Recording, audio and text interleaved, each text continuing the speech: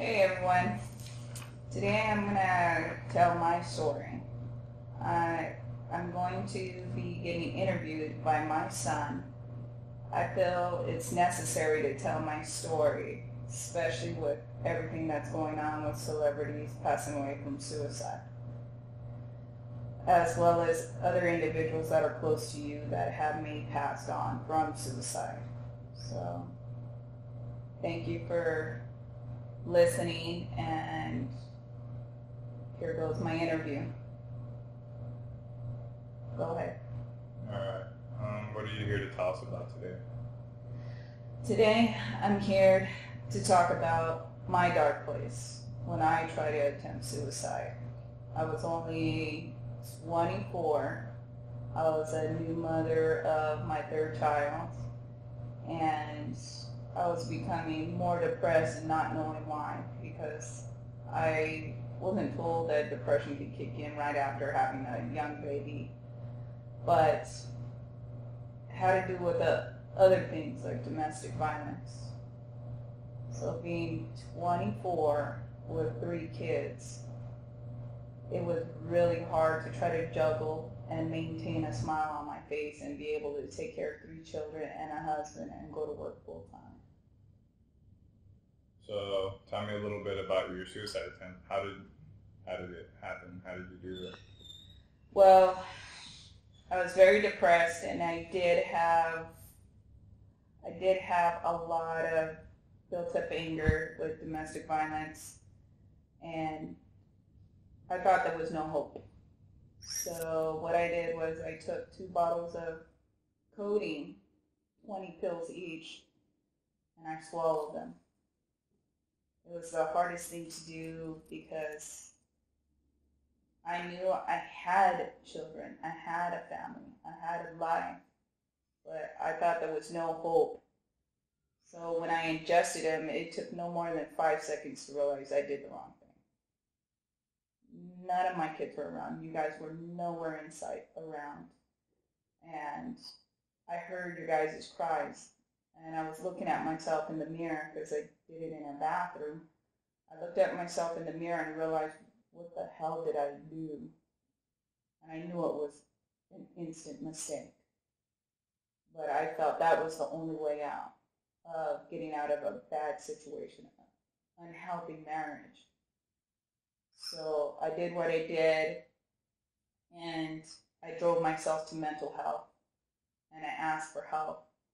I told them what I did, and they immediately took me to the hospital and got my stomach pumped to get all those pills out, and that's not a pretty sight. It was very ugly. Mm. How were things inside the institution? Well, I did after I did what I did admit myself to get help because I knew depression, where I was going, wasn't healthy. And it was a place where I got myself out. Um, it, it took a lot to find out what was going on with inside me. I wasn't happy. I thought I was happy being a new mom, a wife, a daughter, a sister. I felt like pretty much I don't know if it makes sense, but I was like a wall and a paint in a wall, like people were just walking right past me. And I was there, but not there. But being in that place to get help, mental help, I'm glad I did it because I don't think I would have been here today. Have you ever contemplated suicide again after this situation? I'm not gonna lie, it has came passed by my mind of things getting too rough, um, daily life. But now I know there's healthier ways to go about it. For me, I guess you could say it's okay to think about it. Everybody's human. Everybody thinks about it. But it's another thing to act upon it. And so to know that there's healthier choices and ways than to harming myself. I pick up a phone, I call somebody, or I text somebody, or Facebook. There's so many ways to reach out to somebody and get that help. And now I know that that's a healthier choice than to harm myself. Who are some of the people specifically, or some of the tools that help you get through rough times and get us to where we're at now? Uh, there's healthier ways, tools, like when I get depressed and I don't want to let anybody know, I try to either go for a walk, I go and sit in a bathtub, I listen to music, I try to read or write down my thoughts. Um, I used to be a cutter when I was a teenager, and I didn't want to physically. I didn't want to emotionally feel the pain, so I would cut myself to let out those endorphins, to let out the pain physically. And then from there, I knew that was wrong because it would leave scars. So now what I do is a simple test of a rubber band, flicking a rubber band, just to feel that sort little sting is way better than to actually cut yourself and draw blood. But usually healthier things like calling somebody and getting help that way. Who are some of the people that you've always reached out to? Ah, geez. The day I tried to commit suicide, I called like 20 people. I even called my mother because I didn't want to do it. I wanted somebody to tell me, stop, don't do it. But I knew everybody I called, they were busy, not there. And I just went on and did it. But now, if I don't get somebody that picks up or calls, I'll even turn to my children to make sure they're okay, to keep my mind off of things. But when I'm alone and those thoughts do run through my head, I'll try my darndest to get around somebody. But mainly it was my mother or a dearest friend. And mostly it made things better when a friend did call me and say, hey, Rayna, how are you doing today? Or, let's go for a ride or go to a park. Those made my days. But I know everybody has a life and nobody can do it. But I make darn sure when I feel down, I'll call somebody and say, hey, how you're doing? How are you doing? You want to go out? But mainly it was just whoever would pick up the telephone. That's who I would call.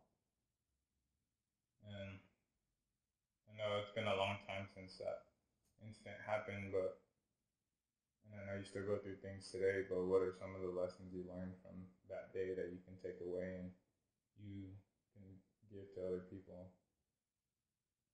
One lesson I can say is asking for help is not a sign of weakness. I know that now. Asking for help shows a sign of strength. And to ask for that help is way easier to find out what your next day will be as of tomorrow. And to also see my problem in my past was I never knew what happiness was.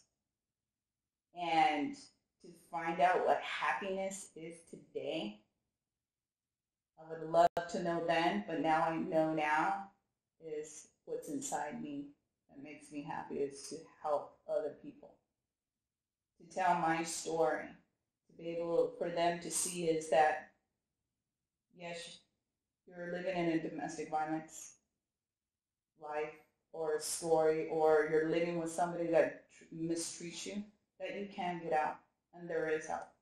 There's hope.